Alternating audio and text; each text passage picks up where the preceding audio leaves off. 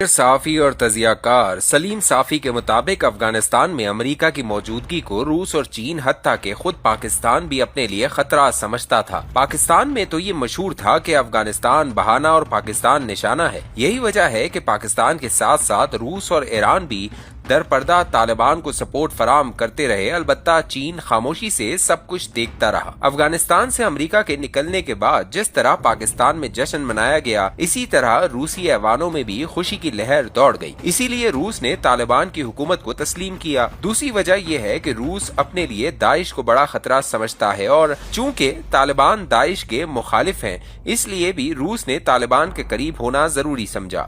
وہ یہ بھی جانتا ہے کہ امریکہ کی طرف سے اب بھی طالبان کو پیسے ملتے ہیں، اور کہیں ایسا نہ ہو کہ انہیں مستقبل میں روسی مفادات کے خلاف استعمال کیا جائے، اس لیے بھی روس طالبان کو قریب رکھنا ضروری سمجھتا ہے۔ اب ہوا یوں ہے کہ آج سے کئی ہفتے قبل ماسکو میں 4 روزہ انٹرنیشنل سیکیورٹی فورم کا اہتمام کیا گیا، جس میں 120 ممالک سے نمائندے مدعو کیے گئے تھے۔ زیادہ تر ممالک کے اعلیٰ عہدیدار شریک نہیں تھے، بلکہ نچلے درجے کے افسروں نے نمائندگی کی، لیکن افغانستان سے وزیر دفاع ملا یعقوب شریک ہوئے۔ اس کانفرنس کی سائیڈ لائن پر ملا یعقوب کے روسی حکام سے مذاکرات ہوئے اور ایک ملٹری ٹیکنیکل معاہدے پر اتفاق ہوا۔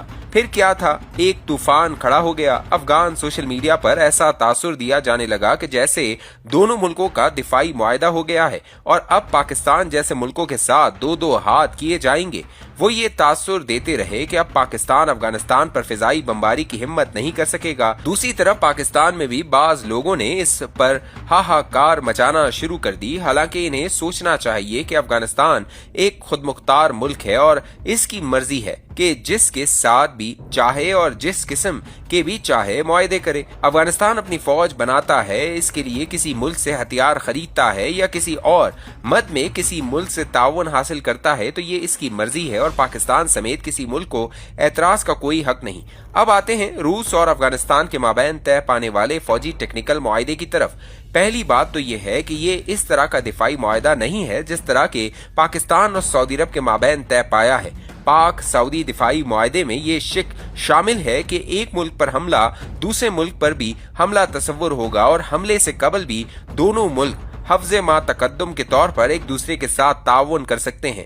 جیسا کہ ابھی تک سعودی عرب پر کسی نے حملہ نہیں کیا، لیکن اس نے حفظ ما تقدم کے طور پر پاکستانی فوج طلب کر لی اور مطلوبہ تعداد میں پاکستانی فوج وہاں تعینات ہو چکی ہے۔ دوسری طرح کا معاہدہ وہ ہوتا ہے جس میں ایک ملک دوسرے کو ہتھیار، جہاز یا S-400 جیسا دفاعی نظام وغیرہ سپلائی کرتا ہے۔ اب حقیقت یہ ہے کہ مذکورہ معاہدے میں ایسی کوئی بات نہیں، بلکہ یہ